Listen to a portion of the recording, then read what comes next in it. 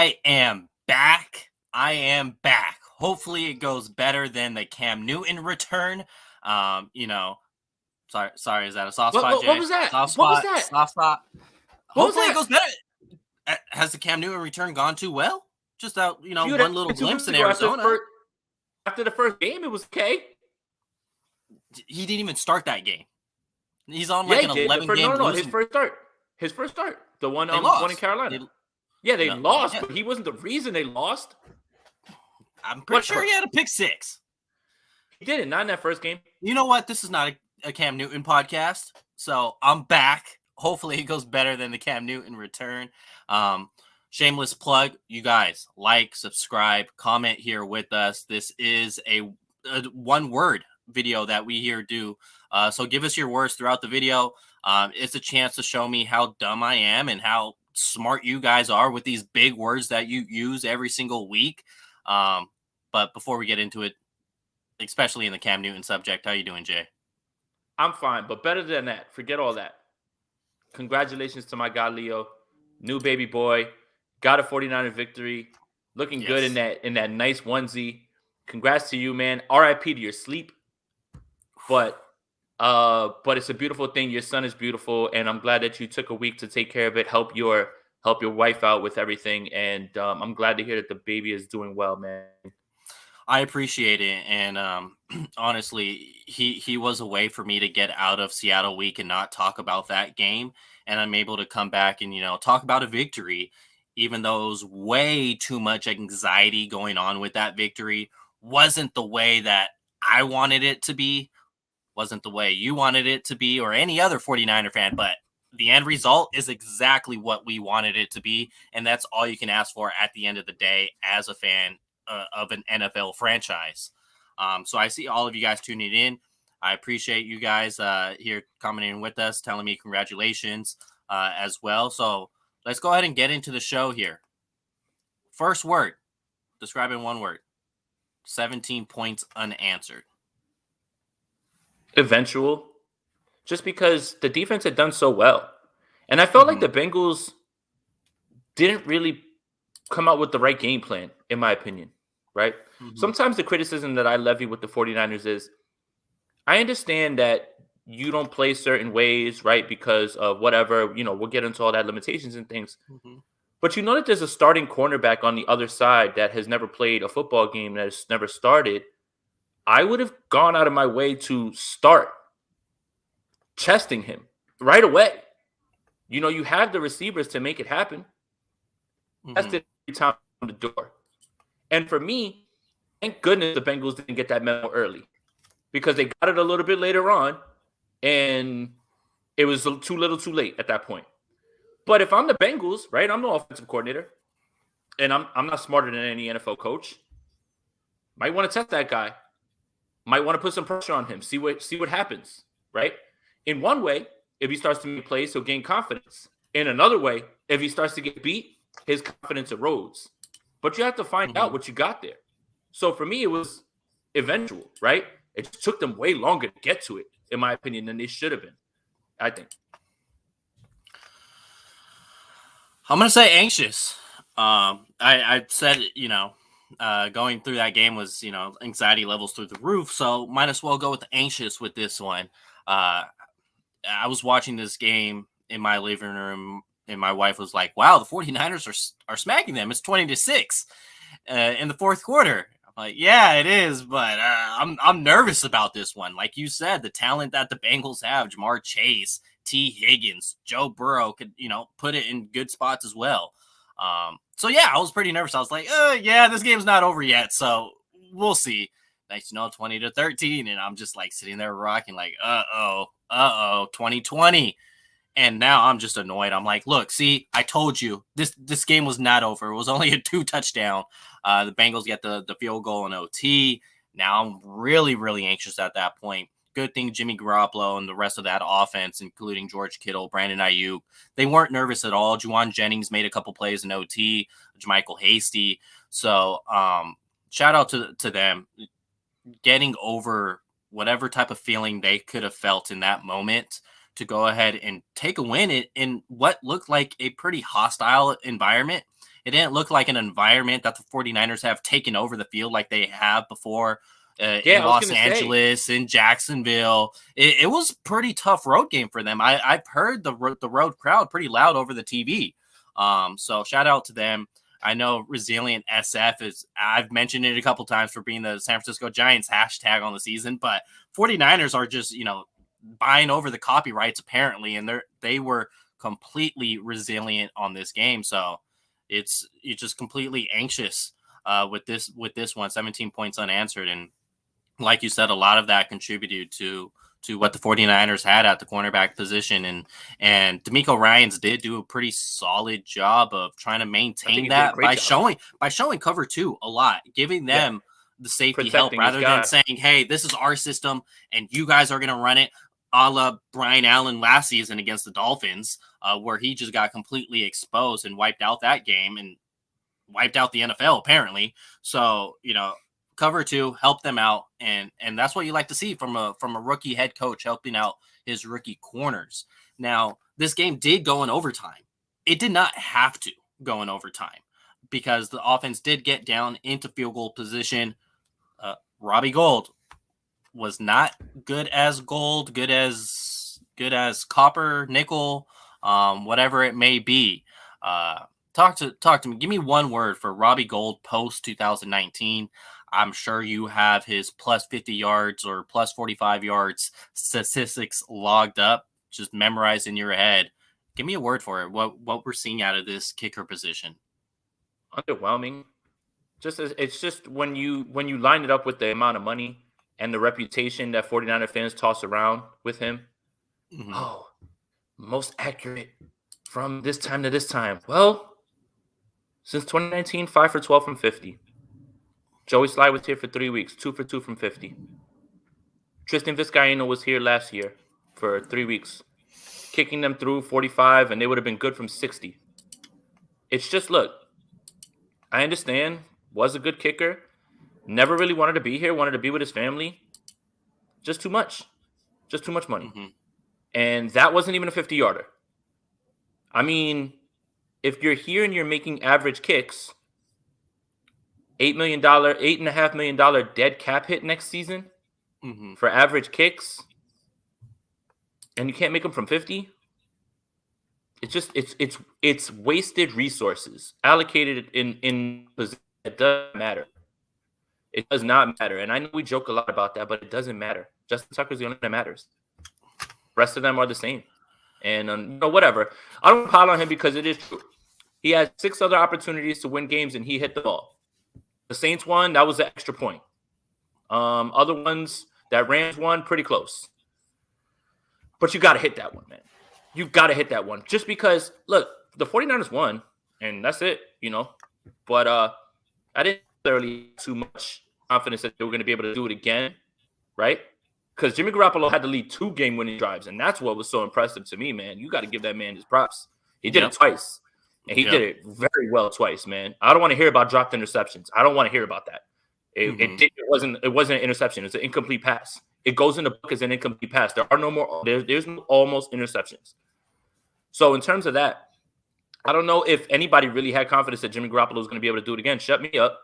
And he was great those last 2 drives, man. So, I mean, whatever. Robbie Gould missed, whatever. No harm, no foul. Niners win. Who cares? Behind the 8 ball as well, because they went into OT chasing 3.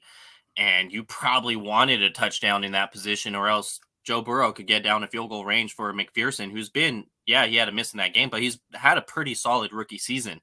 But I don't want to talk about kickers too much because it takes away from the game of football, I think, a little bit. We have a contribution here from Chris. Can I just say Jennings is looking very promising? Yes. There you go. Is it just...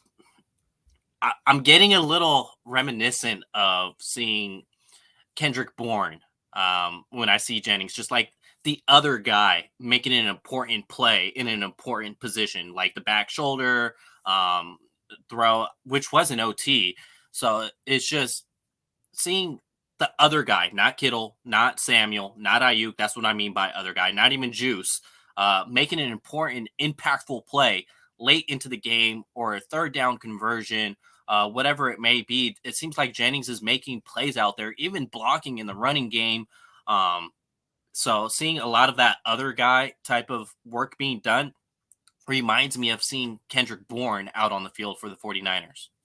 And the piggyback off of that is it's absolutely Kendrick Bourne vibes because Kendrick Bourne wouldn't have stat lines that would pop out at you. But if you watch the games, his one or two catches or 3 catches were either in the red zone for a touchdown or on a crucial third down. And that was one of Jimmy had like 3 or 4 amazing throws in this game. Amazing throws. That was one of them. The Ayuk almost touchdown was one of them. The George Kittle that, everybody was saying was PI, that was one of them as well. And Jennings is right now, if he can be that guy and fill that role that Kendrick Bourne had, because Kendrick Bourne was somebody who was reliably on the field, always durable, and always clutch on third down and in the red zone.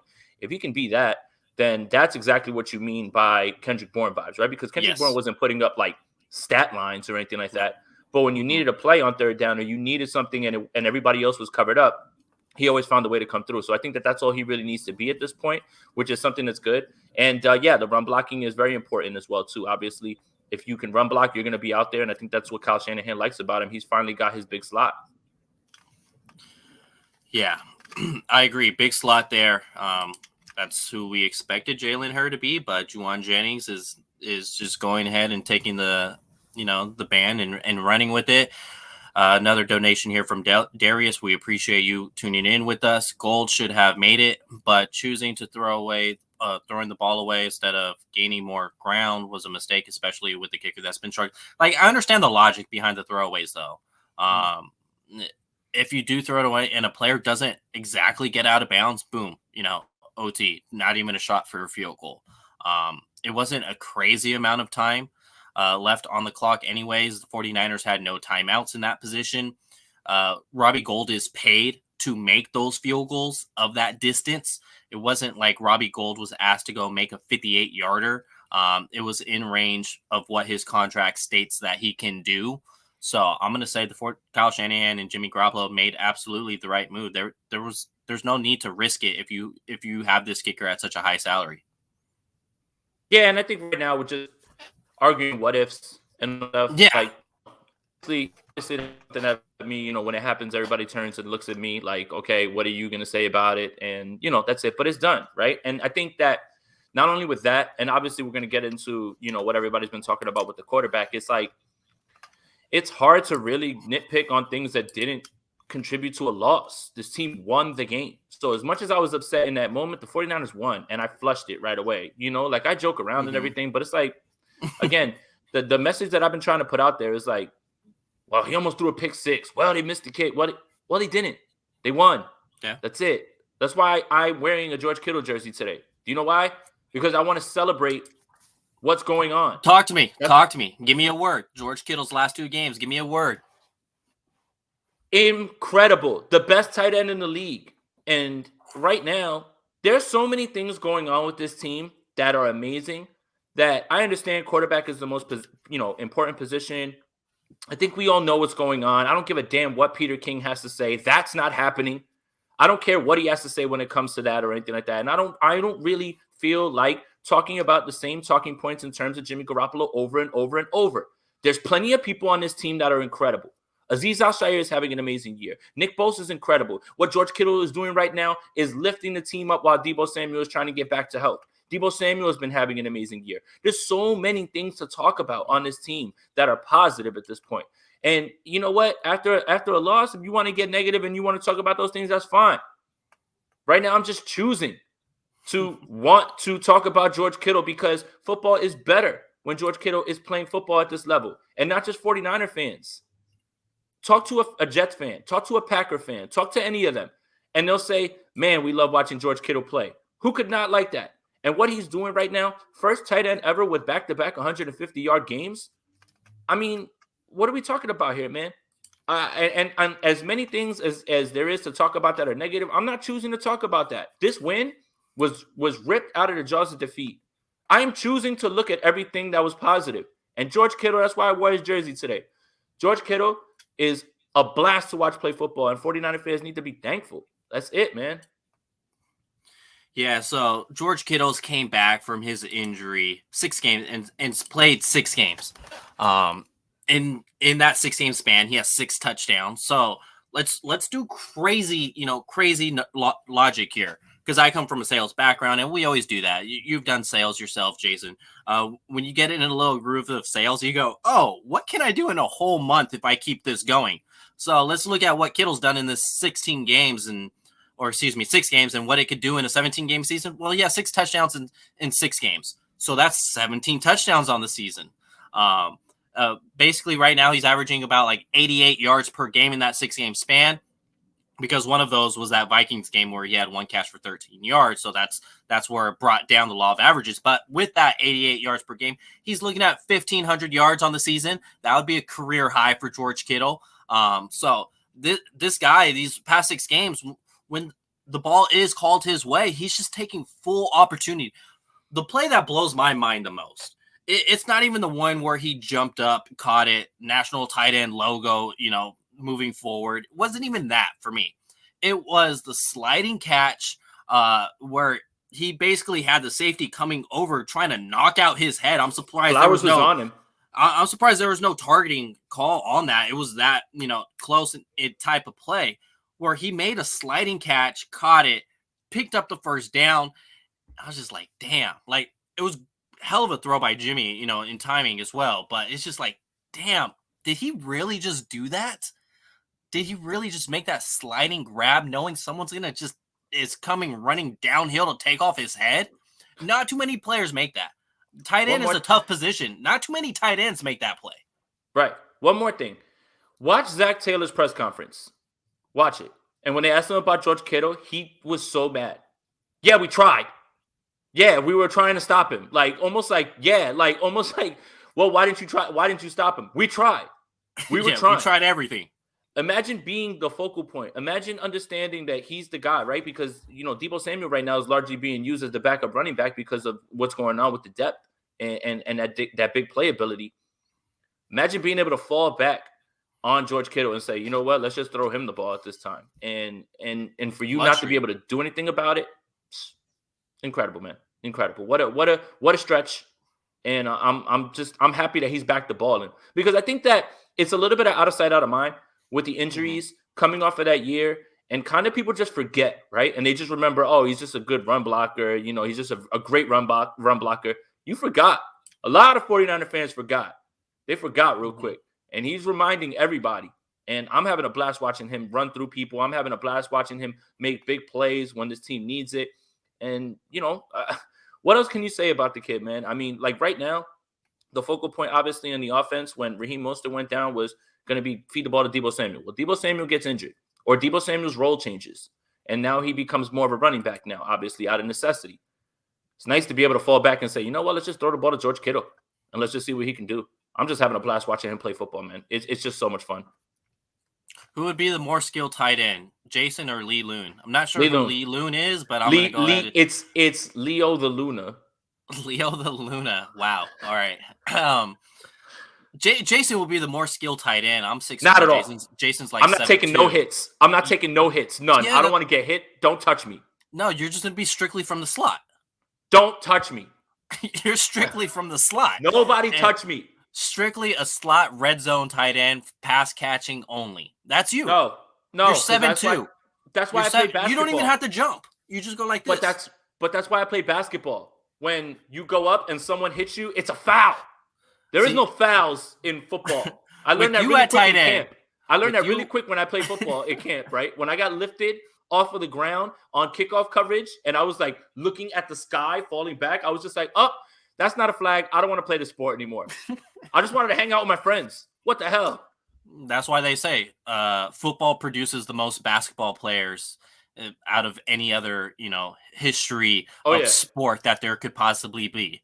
But see, with Jason, you at tight end, all the quarterback has to do is just throw a jump ball to the top of the goalpost. The skinny part that goes all the way to, just throw it up there. And all you got to do is just reach one arm out, catch it, because you're 10 feet tall.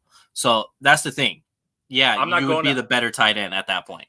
I'm not going to camp because Kyle Shanahan's going to look and say, wait a minute, that's a tall guy. We might have found our new big slot. Get him in here. I'm like, I don't want to play. I don't want to play, man. I didn't never said I wanted to play. When did River Cracraft get so tall? Right. Wait, Jalen Hurts back? All I need to do is get the dreads. No, he cut it. So you're good. You just need the full-on tattoos. Exactly. And that's another thing. I can't catch. Fuck that. I see the resemblance. Plexico was my guy back in the day. I don't know what it was. Maybe it was because he was skinny, I was skinny, and maybe that's why Jason's my guy now. So it all, just comes together. But yeah, Jason's the tight end, not Lee Loon, not Leo the Luna. It's definitely Jason. Yeah. Let's talk about it. Cornerback dilemma. Give me one word to describe what's going on with the cornerback room. I expect this team to hold up despite the musical chairs. If Dante Johnson's back this week, he will probably be starting out there opposite of Josh Norman. If he's not, I completely understand. Take as much time as you need.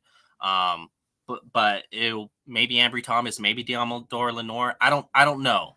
But I feel like this could have possibly been avoided by previous drafts. I'll just say it's resilient right now because hashtag resilient SF. Got it. Right. There's not many teams that when you get down to 5, 6, 7 corners that are going to have success. And this is coming from a guy who pounded the table for AJ Boye, said, can you please sign Steven Nelson? Can you please sign I believe there was a few other options out there, right? And it was like, here's why. The 49ers, right? Jason Verrett, happy that you came back, everything. That was great. But unfortunately, you were banking on last season being the exception to the rule. Yeah. And unfortunately, last year was the exception, it seems like, to the rule of the injury thing. Okay? Yep. Now, he goes down, and for all intents and purposes, Emmanuel Moseley was great. Even as scary as that is, because he becomes your number one corner. But he was great. But now he's injured. And this is where an AJ Boye would have been perfect. Who knows if he would have maybe supplanted Moseley and then Moseley slides in as third. Who knows how that would have worked. Steven Nelson, one of those guys.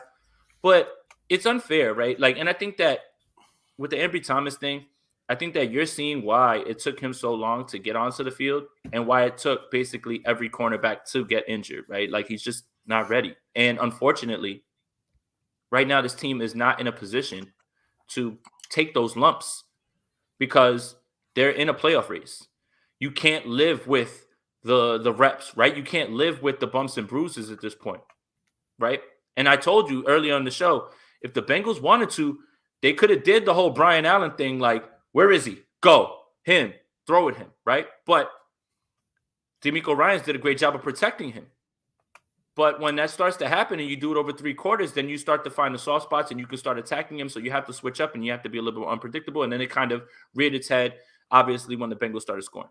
So it is what it is at this point, right? You just got to hope that what Dante Johnson is dealing with right now has nothing to do with football. And I don't care how long it takes for him to get back.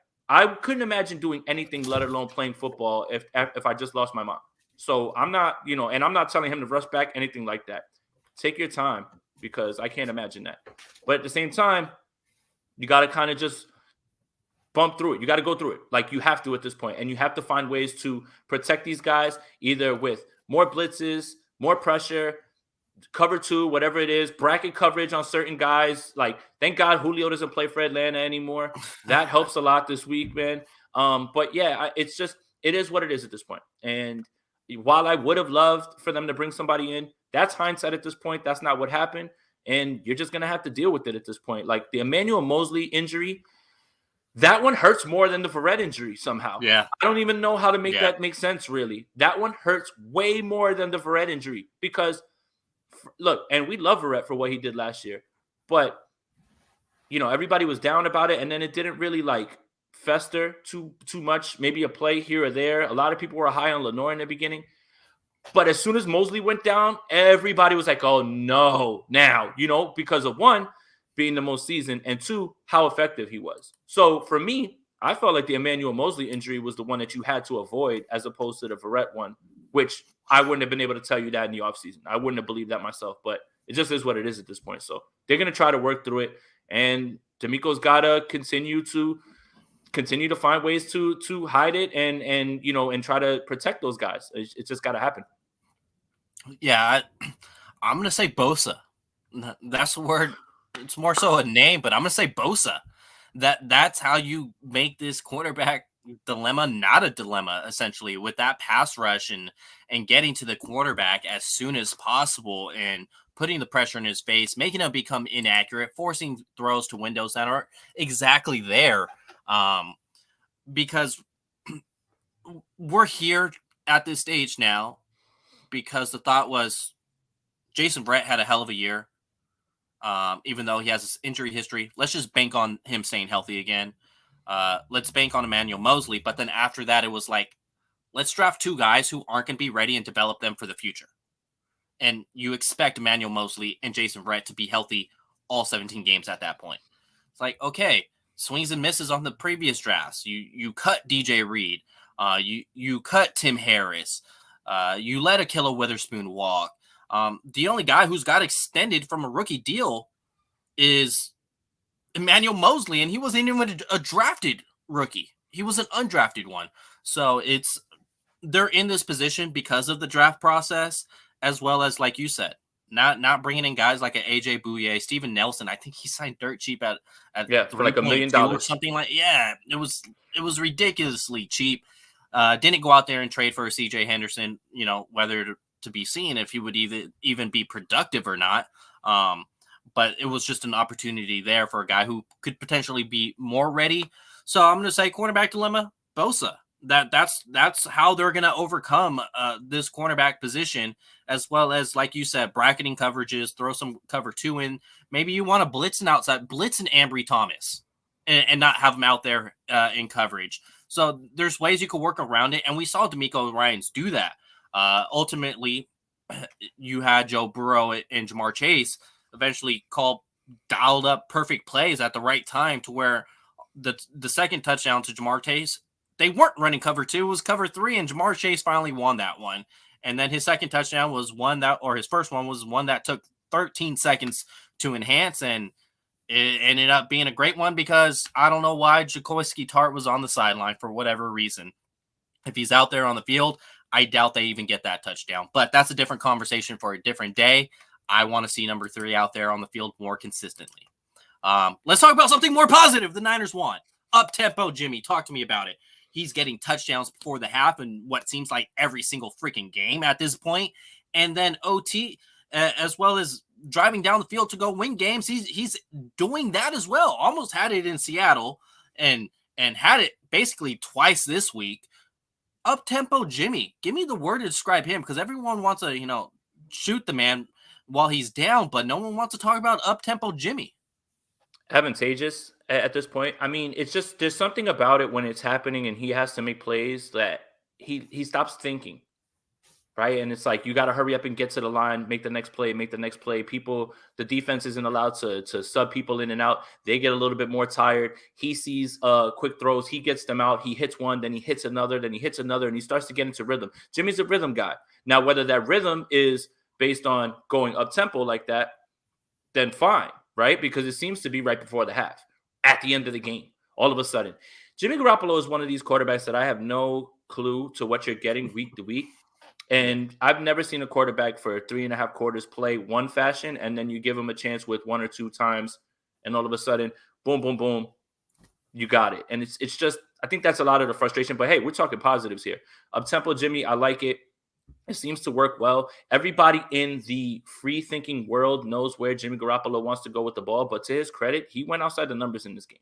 That Juwan Jennings slot fade, that's straight out of the Green Bay, like the staple Green Bay play with Aaron Rodgers and Devontae Adams. Like, you're there, you got a shot, go for it. And he threw it in a perfect spot. And it's a beautiful play, man. And, I mean, you have to be able to, not only when you talk about limitations, deficiencies, talk about what he did well, right? Again, I'm going to make this comparison. Everybody's going to jump out the window and say, oh, my God, he's comparing this one to this one. The only other quarterback that I can remember in recent memory that has been so terrible for game stretches, and then the defense does enough to keep him in it, a little luck here, a little bounce there. They have a chance with the ball in their hands, and then all of a sudden they're just boom, boom, boom. Russell Wilson. Literally in the NFC Championship, this man throws 5 interceptions. Yeah. 5 interceptions in an NFC Championship game. Bounce here, bounce there, bounce there. All of a sudden he gets the ball back. Boom, he's right back in it. And I'm not comparing Jimmy Garoppolo to Russell Wilson, right, but Russell Wilson has built a career on being a bad quarterback for an entire game, having things bounce his way, and then capitalizing on those things. Say I'm lying. Washington football game. Russell Wilson was horrific. 3 and out every single time. 3 and out. Kicker gets injured. They can't ice the game. Boom, boom, boom. All of a sudden gets the ball. Touchdown. Who in the world watched that Washington football game, saw Russell Wilson get the ball, and didn't say, yep, here he goes. He's about to go score. Even though he was terrible in that game. Terrible. And that's just, the reason that I make that comparison is, obviously Russell Wilson has built more equity than Jimmy Garoppolo, okay? And I understand that. I understand that completely. Yeah. But what I'm saying is, there's many other quarterbacks that get it that way too. Mm-hmm. Like, in an NFC Championship game, this man threw 4 or 5 interceptions and then won the game. But nobody was saying, well, man, he was bad for this. No, they won the game. They moved on. Like, everybody kind of just turns the page on a Russell Wilson game like that. But with Jimmy Garoppolo, hey, he played bad 3.5 quarters. I don't want to talk about those last 2 drives because he almost had a pick 6 because they weren't moving the ball in the second half. It's like, bro, at what point do you have to just start being objective? In the same way that we say, hey, he didn't play well in this game, it's just being objective. When the money was on the table, he made it happen. And who cares how they got there? And I think that, I don't know, I just went on a crazy rant or whatever, but that's my thing. It's like all that stuff before doesn't matter if the result is what you need. And he needed it 2 times in a row, and he did it. And that's the best way I could put it. Right now, on Tuesday, if you're still worried about a dropped interception, if you're still worried about fumble Is that punts, a thing? Are people still arguing about that? Oh, yeah. Wow, Jesse Bates, if he takes that to the crib, yeah. If ifs and buts were candy and nuts, bro, like, I don't want to hear any of that. Like, I really don't. It didn't happen. So, in my mind, the same way that you attribute or you're downplaying this win, and I said this on Twitter, in the same way that you're attributing muff punts and dropped interceptions to this win, right, and you're downplaying the win, why aren't you doing that when the 49ers do similar things in their losses? Right? Special teams can't cover. Everything is like being fumbled, but nobody ever wants to say, well, the 49ers lost because of this, this, and this, and it doesn't help you get through the loss better. You're just mad that they lost. But now that they've won, you want to harp on the negative stuff as opposed to the result? That's strange, in my opinion. And I'm not trying to tell fans how to feel. Like, whatever. You can, the thing is that everybody always says, well, where do you think they're going? Where do you think they're going now if he's going to keep playing like that? Where I think they're going is next week they got to play Atlanta. Yeah. I'm not setting expectations for anything. And you shouldn't be either. You shouldn't be either. As much as it doesn't matter what we think because we're not playing, it's so week to week. Like, worry about the team in front of you. Stop telling me about a playoff run when you haven't clinched the playoff spot yet. It's strange. It's a little bit strange how people pick and choose what they want to focus on after wins and losses. But it's the same thing, really, what people are doing right now to knock down Jimmy Garoppolo after this one. It's Uptempo Jimmy to me sounds like a Bruno Mars song. Can't you see it? Uptempo Jimmy, like there's some type of hidden message behind it. It sounds like a Bruno Mars song that will probably knock. Even though I'm not the highest Bruno Mars type of guy, I don't think you. Hey, that Soul Sonic album is album of the year, bro. Focus. But with Jimmy, it's just like give credit when credit's due. That's what I come to. It's like, do I think Jimmy Garoppolo's the franchise quarterback of this team? No, obviously the franchise feels the same damn way once they moved up for Trey Lance. But if he goes out there and puts up a touchdown before the half, if he goes out there and puts together a game-winning drive, then so be it, man. Like, this team won, and he's putting the team in a position to win. Is there a lot left on the field after every single game? Yeah. Is it like that for every single player on the field? Yeah, more like even the game Kittle had. I guarantee you there's 2 plays that's eating him up. Saying, man, I wish I would have done this. Man, I would have had 200 yards if I would have ran my route like this. Things like that. So it's just like, give credit where credit's due. Uptempo Jimmy is really fucking solid, and I'll take it. 10 out of 10 out of most quarterbacks can't do what he's doing on that uptempo. A lot of guys can't.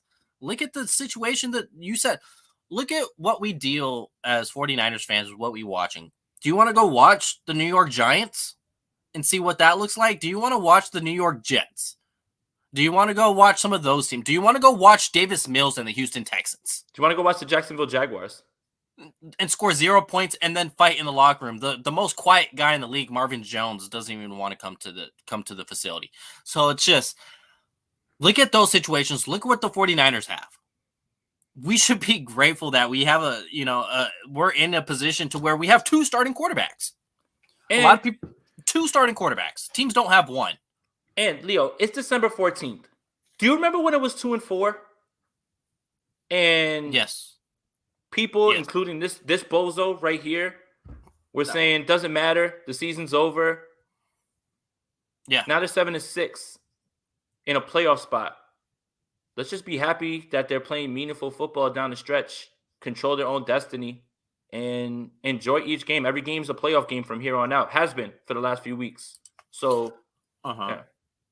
Okay. I mean, so that's I understand what you're saying here, Avion. I'm sorry if I butcher the name, but it's not so much that he's not escaping criticism. We criticize him all the time. He's not escaping criticism. It's not like it's, the 49ers won, so Jimmy gets no criticism. No, it's, he gets his fair share of criticism, but we're talking about up-tempo Jimmy here. Jimmy Garoppolo has been doing, just fine as a 49ers quarterback. He has certain expectations to me. I don't expect him to go out there and play like a Patrick Mahomes. I don't expect him to go out there and play like an Aaron Rodgers. Does he still get criticized? Yes. But I'm not saying, just because up-tempo Jimmy, he's doing this at an elite level, let's say that he's not doing anything well. No, he still gets his criticism. You still pick at his game, but let's highlight where he should be highlighted. It's not let's just be negative and only negative. No, you have a balance scale of when you're criticizing players and analyzing players. You have your pros, you have your cons. And the pro is up-tempo Jimmy is essentially what won them this game. 6 for 6. Perfect in overtime. I mean, the team won. I mean, we can rip each other apart when the team loses.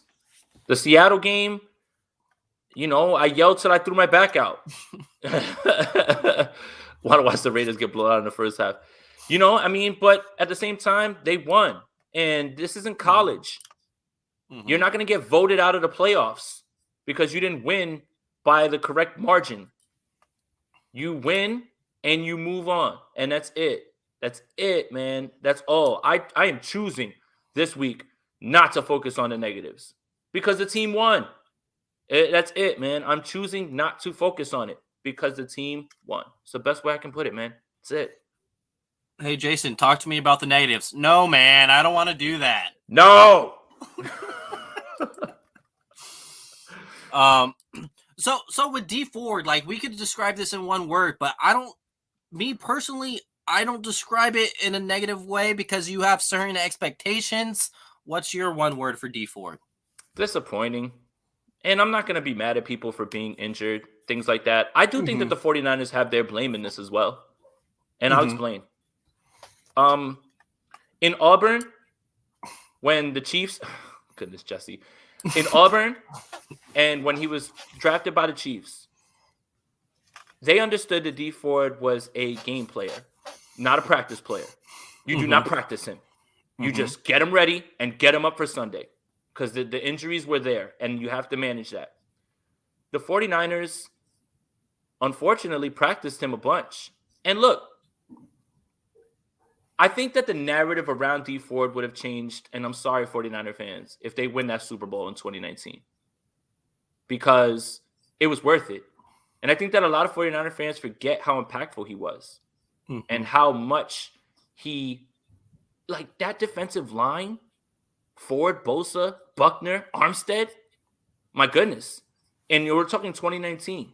If they win that Super Bowl, I think that people would take the trade-off for the 2 years of him not really playing too much. But you don't win the Super Bowl. Now, unfortunately, it looks like he's not going to come back this year. The money is there. The money was there. What you sent, right? A second-round pick. I think that has a lot to do with it. But it's just disappointing because when we were at camp, he looked good. He looked like the guy that was getting ready to, ramp back up, and a guy who, even if he gave you 25 snaps on third down and obvious passing situations, he could be very impactful. Fortunately, it just didn't work out that way. 49ers took a gamble. Right now, it's not looking too good. So I'm just not with the whole bashing him because of that, because it's just injuries, right? There's nothing you can really do in terms of that. But it would have been very nice to have that boost, because think about how many double teams he would alleviate from Nick Bosa. Yes. If he was just there, Yes. just even, he doesn't even have to be a 2019 level. Just being that threat, being able to come from the other side, it would mean so much more. So I would just say disappointing, man, more than anything, unfortunately. And, I hope that they can find a way to get it going with him, because they did kind of restructure his contract to take away the big cap hit. But in doing that, it kind of extended him and put him on the hook for a little while when there was that talk about him retiring. So it's just disappointing. It would have been really nice for him to be here, because he would have been an amazing addition down the stretch if he was able to just come back, right? Like everybody was harping about the trade deadline. What if it was 85% Dee Ford from 2019 right now, especially with this line? That would have been a huge help. So I would just say disappointing, unfortunately. Yeah, in 2019, the 49ers gave up 10 points less per game while Dee Ford was on the field in those games. So I'm going to say unfortunate. Unfortunate because Dee Ford's going to get this rap that, oh my God, he's never going to play. He's injury prone, blah, blah, blah, this and that, his cap, blah, blah, blah. The 49ers front office knew this when they made the trade. They knew the risk that they were making. That's why Dee Ford went for a second, not a first. That's why he went for a second, because of the medical history that was there. So it's unfortunate that that medical history, did come into happen with it, and it came into happen in a major way to where he can't even suit up on the field or even give you 10 to 15 plays as a pass rush specialist. It's very unfortunate. We're bringing up Dee Ford because Shanahan stated that he does not expect Dee Ford to play this season. We're not just randomly bringing up Dee Ford to talk about. But so with Dee Ford, it's unfortunate. You would like to see him out there. It's obviously going to help Nick Bosa's game. It's going to help Eric Armstead's game. That's what made 2019 so special, is having him on the field. It's just unfortunate because he's going to get a bad rep for his 49er tenure. But the front office, they rolled the dice. It didn't work out in their favor. It didn't work out in Dee Ford's favor because, yeah, he's making a ton of money. But do you think this is what he wants his career to be? Absolutely not. No player does. Obviously, the money's great and all, but the money doesn't heal everything when you're on this type of scale that these guys are on under this type of microscope. There's a ton of pressure, especially in the public eye. So it's unfortunate. Let's talk about something fun here. There's a certain boxing match coming up this Saturday. I'm probably going to be tuned into it. I could care less about the Paul brothers, even though I hope they get knocked out every time. But Frank Gore versus Deron Williams on Saturday. Give me one word to just... Why, Frank? Why, Frank? Why, man? I mean, just be safe, dude. Like, please, why, man? There's a lot of injuries in football right now. Someone needs to sign this man. If he wants to put his body in harm's way, let it be the one thing that he's actually really good at, or he had a lot of success in.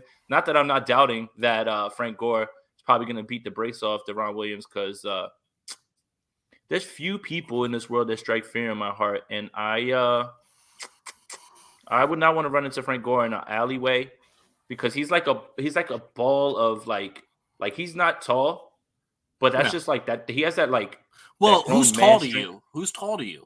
You're 7'2". Yeah, you're 7'2". You go. He's not tall. Well, yeah, everyone's freaking 5'6" to you. So no, not at all. No. What I mean is that like he's just got this strength that is like unmatched, right? And it's just like something that is in his blood. Like if he doesn't lift the weight his entire life, he's still strong. Like, it's just something that he has. So, I mean, fine. Whatever. Do what you want to do, Frank. But, like, come on, man. Like, I don't like these boxing matches, like, for people who are out of sports and things like that. It always just feels like has-been type thing, right? Like, we all wanted Nate Robinson to knock that one dude out, and when he got knocked out, I was just like, come on, Nate. Like, what happened? That was bad. That was really bad. That was really bad. So I don't know, man. I don't know. So I don't know. Like, how I feel is I just don't want it to be like a Mickey Mouse fight, because I know they do put in the soft gloves to where it feels like you're getting hit by a pillow. There's like a no knockdown rule, stuff like that. I just, if they're gonna go at it, like, just go at it. Have a knockdown rule. Like, if a dude gets knocked out, he gets knocked out. You know what you signed up for. I just want to see Frank Gore win. Like, I like Deron Williams too. He was a pretty good basketball player. Played for, even though he shunned my Mavericks and went to the Nets. That's okay, because he ended up coming back to the Mavericks afterwards. But it's I'm always gonna be Team Frank Gore. I'm a Hurricane fan. So he came from the U. He actually gave me an autograph his rookie year, preseason game in San Diego. I was just chanting his name, being in this annoying, what was I? I was probably like 12 or 13, or I don't even know. I was just being this annoying kid at the time, just chanting his name. Frank, come over here. Like second quarter, as if this dude's going to walk over mid-play to come give me an autograph. But instead, he was like, I'll be over there after the game. So, this guy's just shining me off. Literally, as soon as that final whistle blew, Frank Gore ran straight to me, signed my jersey, signed my hat, and, did it for other people around there as well, gave out wristbands, gloves, whatever. This is a preseason game for a guy in his rookie year.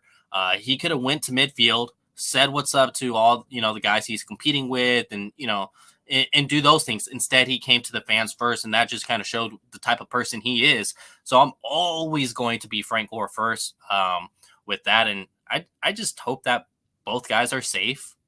I hope both guys have fun. Yeah, I hope they both have fun. I hope you both have fun. That's literally me with the Rob Lowe hat with the NFL logo and the hat. And I just hope both guys have fun. So I don't know how much longer you want to hang out, Leo, because I'm good to chill right now. But if you guys have any questions that you guys want to answer, anything you want answered, anything like that, doesn't have to necessarily be about Cincinnati, maybe about roster construction, what's going to happen going forward. We can hang out and take some as well. But while you're here, make sure that you like this video, subscribe to both of our channels, hit those notification bells on both of our channels. When you send a like on the video, obviously it sends it up into the algorithm, gets more eyes on the content, helps us out in that way. So if you guys have any sort of questions in terms of the roster, let's keep it clean. Let's have some fun. Let's bounce some football ideas off of each other. But I don't know how much longer Daddy Leo can hang around. But while we're here, like maybe another 10 minutes, maybe something like that, 10, 12 minutes. I'll tell you what. This next game against the Falcons, I want to see Debo get more than one catch.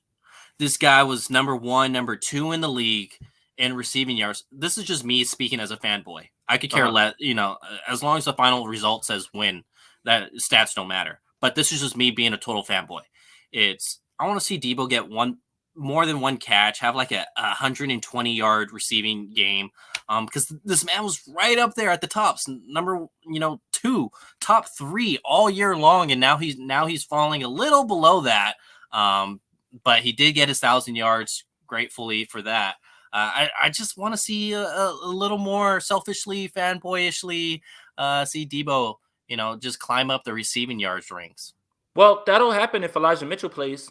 And obviously what's going on with Debo right now is just more out of necessity. Because, as I've been talking about, is like Debo has that home run ability from the running back position. So he has the one long run. Shout out to Tom Compton, too, for that nice block on that play, too, as well. Again, credit where it's due. You heard what I said. Shout out to Tom Compton. You know that Tom Compton is the number 2 run blocking right tackle since he started in PFF. Yes, man. Yes. I don't want to hear that. I do want to hear that. And conversely, he's the worst pass blocking right tackle graded by PFF. But look, You put Debo out there because he's a home run waiting to happen. And obviously what's going on right now with Jeff Wilson and these guys, they're just not up to snuff at this point, right? And obviously what was going on with Elijah Mitchell was more out of necessity. This isn't just Kyle's turning it over to a bell cow. This is not how he wants to do it. And that's not how many people want to do it. I was on 4th and Goal with Javi last night. Shout out to him. Make sure you subscribe to that. And we talked about it. We went through all of the people who have had second contracts that are now injured. McCaffrey, Kamara, Dalvin, Zeke. Everybody who it's just how it goes. Derrick Henry just happens, right? So Debo's been there to be that. So he has the long 22-yard run and he is the home run threat, but then he has like 7 carries for like 10 yards.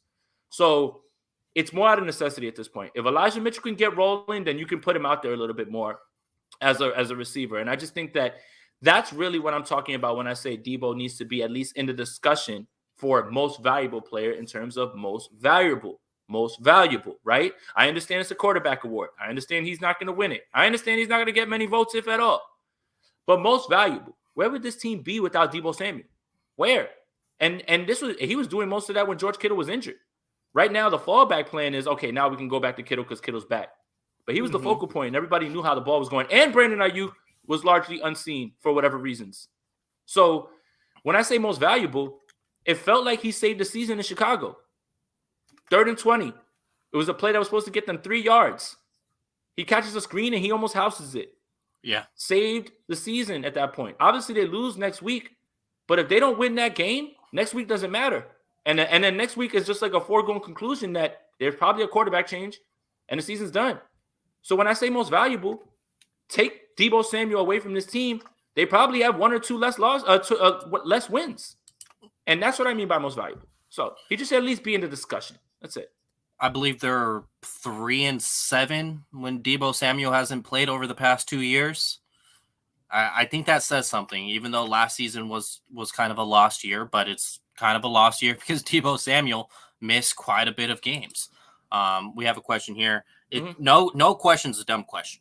None. First off. What's up, but Ashley? if we beat the Rams week 18 and they have an 11-6 record and we're at 10-7, do we skip them because we beat them twice through that? Does not matter. So that beating them twice does not matter in that situation because the Rams would have one more win. So great, like I said, great question. Great question on that. I can see why someone may be confused on that. Congratulations also to Steph Curry, most 3 points of all time. If it wasn't for my knees, I probably would have had that record. I would be in the league for sure. So congratulations, Steph Curry, for real.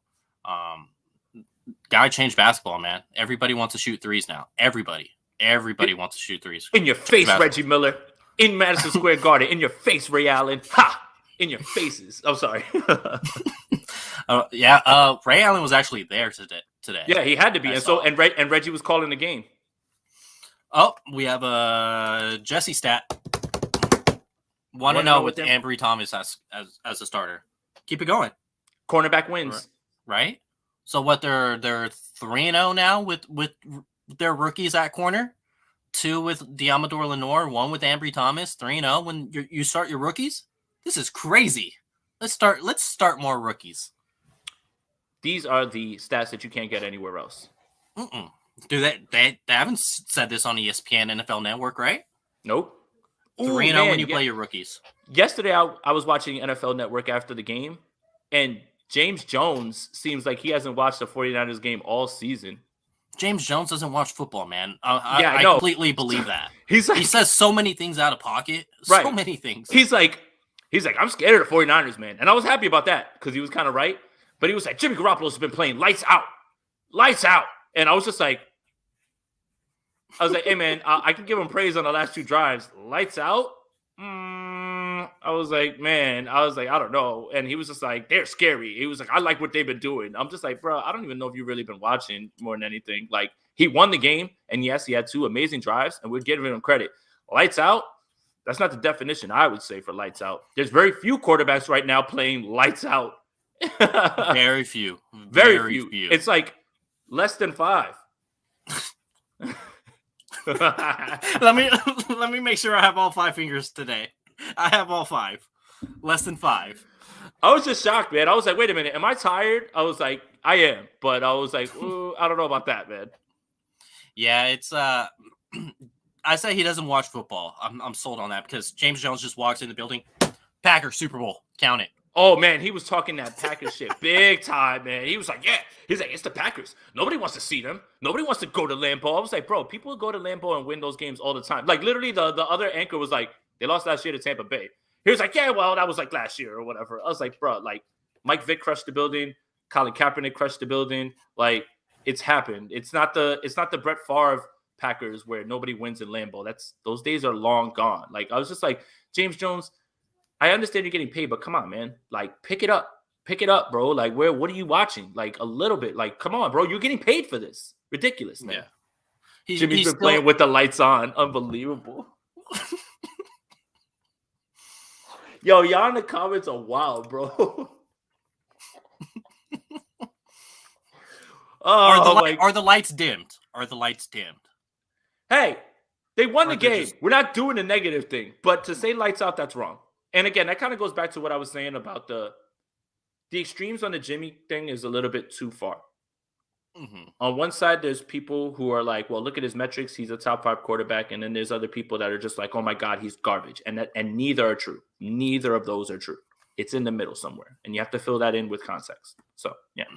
So thoughts on AJ Terrell? He's been ascending this year to one of the better quarterbacks. If I had to be honest, personally, I don't want to watch too much Falcons. Do I have to do my digging this week with the Falcons? Yes, I do. So I could speak on them truthfully as a defense, as their personnel. Have you watched much AJ Terrell? Yeah, he's been good this year, man. And it's guys like him and Trevon Diggs and other rookie younger corners that make 49er fans upset about who they took at corner because they're not instantly contributing. And I don't know if your expectations need to be subverted or anything like that, but I mean, that's where people point to, like, look what Atlanta did with AJ Terrell. Look at what Dallas is getting from Trevon Diggs. You know, The thing is what I think a lot of 49er fans feel, and I think I'm of this opinion myself, is the 49ers just looked at the board and were like, we need to take a cornerback. And they said, oh, okay, this guy's tall, slim, you know, and we'll take him. And I don't know if that was necessarily somebody that they necessarily really wanted in terms of like, oh, we're targeting him. But it was like, we just need to take a corner at this point. And, you know, hopefully I get proven wrong. Embry has plenty of time to develop. Same thing with Lenore. I just think that Lenore is going to be moved a little bit more into the nickel spot. That's it. And, yeah, I mean, it is what it is, man. But, yeah, I think that AJ Terrell and a few of them are the reason that 49er fans are like, look, you can do it. There is success over there, so. I'll tell you what, AJ Terrell is on a hot streak his last 3 games. He's given up 3 receptions on a total of 13 targets. Once again, 3 receptions on 13 targets. And all of those receptions that he gave up were 6 yards or less. So this man, the past 3 weeks, is playing lights out football. His quarterback passer rating against on targets is 55.4 on the year. 55 point. Keep in mind, quarterback rating league average in nowadays 2021 football is about 100, 105 now. That's league average, which is crazy to say. And this man's passer rating when targeted is 55.4. He's playing lights out this year. Hell of a job. He's got 9 pass breakups on the year. So yeah, he's ascending. I do need to watch the film to confirm, but just off of those statistical standpoints, the guy's not giving up very many receptions on a good amount of targets on the season. Yeah. Just is what it is at this point. I mean, there's nothing you could really do in hindsight, and you just got to hope guys develop. And this wasn't the plan for them to be thrown in there. So I feel bad because a lot of this is going to have to learn on the fly. And it's like, man, if there was a time to do it, it wasn't going to be this week. Yeah. Chase, and also Higgins and Boyd. Yeah. And Surtain was the top 10 pick. AJ Terrell was the 16th overall pick. So a lot of these guys were within the first round. The 49ers decided to use different resources in those first round picks. Like, I'm sure somebody's out there saying, oh, they selected Javon Kinlaw when they could have had AJ Terrell. Like, I get it. Believe me, I do. I'm definitely one that's pounding on the cornerback table now moving forward because they do have a lack of success in the draft when it comes to cornerback position. So yeah, um, just don't compare a 16th overall pick and a top 10 overall pick to the development of a third round pick. That just doesn't make sense. It doesn't And make you sense. have to talk about that people are on a different time, right? Like, very few people just show up and they're just like, "Oh, well, we're really good." Sometimes it takes guys a little bit longer, and that's it. You have to be able to go through the patience, right, with every player. And that's kind of I'm trying to preach to you guys about Trey Lance next year because I'm tired of the whole, "Oh, he sat for a year, he should hit the ground running." No, you better be able to go through the bumps and bruises with him next year when he's the guy. And just See, everybody learns on their own yeah, time. yeah, that's fair. It's just let's not throw Ambry Thomas and Diamondor Noor and all the other failed. Well, they're not failed, but the previous failed draft picks like a Will Harris for this team. It's other teams are placing it higher uh, position at that cornerback, while the 49ers are preferably want their defensive line. So let's understand that when trying to compare what other guys are doing. And I love this. I love this comment by Perk here. AJ Terrell is playing football. Yes. Yes, he is. And he's playing Well, pretty good football. Perk is biased. Didn't AJ Terrell go to Georgia? No, he went to Clemson. Okay, cool. I just wanted to make sure because I know Perk is a big Georgia fan. Just was asking. Yeah, I'm he was watching you, number Perk. he was number one at Clemson, and I was kind of nervous of what he would look like in the NFL because those Alabama receivers ate him up when Alabama played Clemson. So I was like, I don't know if this guy's a first round pick, but he's proven it right now to be a staple corner in this league at such a young age. I bet the 49ers will get in at 9-8 if they beat Atlanta. Yeah, I'm sure, but I think they could go on a run here. Jason doesn't want to hear me say that, but I Oh think they no, could go on a run. I I think think they they're could gonna. go on a run and win all four. I think they can. I picked them to beat the Bengals. I think they're gonna beat Atlanta. I think they're gonna beat Houston. Tennessee's the game that scares me because it's a Thursday game on the East Coast, and AJ Brown and Julio Jones will be playing. And then after that, it's the Rams game, I believe, right? With 4 left. Hopefully by then, if you win 2 of those, you're pretty much you got your spot locked up. You do. And then it all just matters where you fall. That's it. Especially considering who's behind you right now. So yeah. Yeah. Jason, chill, bro. Perk, I'm watching you, man. If them Georgia ones, man, Nick Chubb's the GOAT, man. I'm not playing though. Like, that's different, man. Nick Chubb is the man. Yeah. Sean Wade is the same thing as AJ Terrell, getting ate up by those Alabama receivers, and so we'll see how he turns up there in New England. Jimmy G is the GOAT. Yeah, of course he is. About time. Of course he is. I'm tired of everybody talking crazy. The G in Jimmy stands for GOAT. Tired of everybody, man. Damn slander. I thought it was Gucci. It's whatever, man. It's whatever now at this point. Who came out with that? I think it was Bleacher Report when he Gucci first Garage? came onto and then and it was what's his name? That little rapper with the dreads. The one who has that song. Lil Pump. Lil Pump. They put Jimmy's face on Little Pump's face and was Gucci Gang. Gucci gang. Oh God, we're off the rails here, Leo. Do you remember that? I think it was Bleacher. Of course, I Report remember it. Of course, I remember it. The G stands for game manager, Jason. Oh my God, I'm tired of you guys, man. This is so off the rails at this point, man. My goodness, man. Hey, look. Serious note though, he won the game. He played well down the stretch. So you can really ask for. So I mean, that's it. In weeks that he deserves the credit, he deserves the criticism. We're gonna give it to him. And when he is a big reason that they shouldn't never been in overtime. You also have to give him his credit. That's it. While understanding all his limitations and while not repeating the same things over and over, we all know what it is. We all know he's not gonna be here next year. And you know what? Maybe he's not the guy to lift you up to a Super Bowl. That's fine. We know that. We know all that.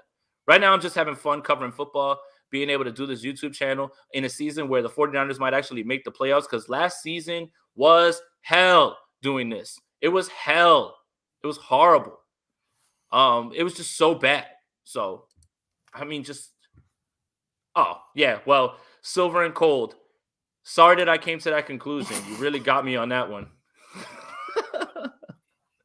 No, but seriously, like last year when we were doing this, like it was hell to do those games, Yeah. man. Like it really was. And to like keep talking about, well, we're just gonna lose, we're just gonna lose. Oh, we just lost. Oh, we lost again. I'm just happy to be talking about winning football, and there might be one playoff game. That's it. And I mean, that's it. I'm just having fun with it right now at this point, man. So it's like, I don't know, man. I'm just look in weeks that it's deserved, in weeks that the team lost everything. Fine, go ahead, go for it. But like they won, and people are like, yeah, but if this, yeah, but yeah, if this, it's good to see a special teams unit that's worse than the 49ers. And you know what? There's plenty of times that teams shoot themselves in the foot. The 49ers have done it 4 times this season. It's good for it to be someone else. Mm-hmm. Like, come on, man. Like, and I do like to clarify, this is not a Padres hat. This is yellow and black. This Own is him. not yellow and brown. Own him. He's yellow, definitely a Padres black, fan. Yellow, black. Last 2010 World Series. Own him. Come on. It's got red under as well. This is definitely a San Francisco Giants hat. It's all about fashion. Own him. Yeah, I don't know where this Padres stuff is coming from, man. I don't want to talk. No, man. It's not a Padres hat. Padres Leo. No. Ew. Yes. Go Dodgers. No, thank you. Ooh, get his ass. Get him. No. But yeah, I mean, at this point, it's just more about, hey, like, we can yell about the deficiencies till the cows come home is something that we've known for a few years, but I'm choosing to just enjoy this win because they literally grabbed victory out of jaws of defeat, man. It was just that was one of the more fun games that there's been in a while. Haven't had that feeling of, oh my God, I can't believe they pulled that one out since that Saints game from 2019. So, I mean, that's it. I just chose to have fun with it this week, man. And, and it's good that they won that game because now they're in a position where all they have to really do is take care of business on their end. They don't need help. They just need to do what they have to do. And if this team can tread water, win games, get healthy, we'll revisit when they get to the playoffs and who they're playing. And then after that, it's a whole new game. I'll tell you what, if Jeff Wilson got in the end zone in this Cincinnati game, I would be sitting in fantasy playoffs right now. This is the first year I did not qualify in the past 12 years. In that stretch, I'm talking about one single league. In that 12-year stretch, I think I won the league 6 times. So not making the playoffs is huge. Huge. It's my Christmas bonus. And only if Jeff Wilson got in, I would have been in the playoffs. I lost by 5 points. I feel for you, but can't relate. And I knocked out one. I had Derrick Henry go out all year. I had Calvin Ridley, miss time as well. Chase Edmonds got hurt. You got to keep playing that waiver wire. I lost Gus Edwards before a snap happened in football. A snap. I've been finding my RB2 week to week. Shout out to Justin Jefferson. Shout out to Deontay Johnson. Shout out to Travis Kelce. Shout out to George Kittle. Shout out to all of them. But I knocked out one of your favorite podcasters from the playoffs, and he was talking real spicy early on in the season. Real crazy because he started off the season 4-0, and I started off a little slow. Who, Croc? Got him up out of here. You put him in that crock pot? Got him up out of here, man. He had Josh Allen and Kyler Murray, and I showed the lineup, and everybody was like, damn, how'd you let him get that? Justin Jefferson, Austin Eckler, Deontay Johnson, Travis Kelce, George Kittle. Get wrecked, homeboy. And don't let me on the morning show because I'm going to let you know about it too. You kind of was coming from my head. 2-1 against Croc this year. That's why you don't talk early. The GOAT's always going to find a way to get it done. And the GOAT, like Jimmy G. The GOAT, right? For the G in Jimmy G is for GOAT. And yeah, man, no, honestly, it was literally I was 1-4. And he was like, damn, what happened? I thought she was the I was like, hey, man, we'll see. Hey, team dad jokes over here, man. Team dad jokes for sure. That's what keeps the world round, not flat. But Kyrie Irving will disagree. All right. I'll still answer your questions, Jamal. You just have to say "Go Giants" after every single one. Hashtag Go Giants, San Francisco Giants. That is after every single question. And yes, we'll gladly still answer those for you. All right. It's an hour 10. I think I have to tell my daughter good night, Leo. And I think I have to change a diaper. So go change a diaper. But look, again, before we go, an hour 10, shout out to everybody. This was a really fun show. Shout out to everybody who we normally see in the comments. We really appreciate it. If you're new here, just make sure you like the video, subscribe to both our channels, hit notifications. We do this every week. The weeks that Leo's not tending to his baby, and shout out to his wife because she's doing a lot of the heavy lifting right now. But right now, just have fun. 49ers fans, this was a fun win. Whatever, we can pick apart and be objective and say all those things, but they won. They're in a playoff spot right now. They control their destiny. Can't really ask for more, especially when you think about where this team was a few weeks ago. And, that's it, man. Just have fun. And for the first time, for all of us, there's other people in here like Jamal. He's doing a podcast right now too. Think about how fun it's going to be able to do podcasts about a team that's going to be in the playoffs. And last year was hell doing this. I was a year late. I wish I would have started my podcast in 2019. Goodness gracious, man. Yeah, we would have been out of here. We'd have been out of here in 2019. But we're a year late, whatever. We went to beach house. Right now we get a chance to talk about this team and thinking about where it was a few weeks ago. You can't really ask for anything more than this. So yeah, it's definitely a blessing. Appreciate all of you guys here that join us. If you haven't yet, I don't know why. Make sure that you subscribe to my channel, subscribe to Jason's channel, like and comment. Jason does content throughout the week, and I'm going to start building content throughout the week as it goes. You would have had a beach house like Grant, Jay. So that's on you. He's rich. He's rich. So he's like, I can't hear you with the bands.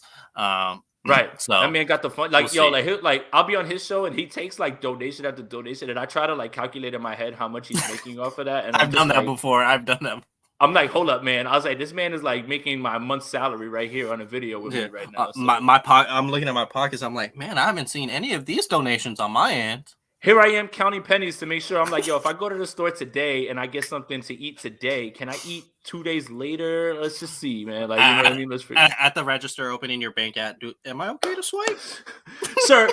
Sir, your car's declined. Hey, you loud, man. Be quiet, man. Hey, man, hold on. Let me call somebody real quick. Let me call my bank.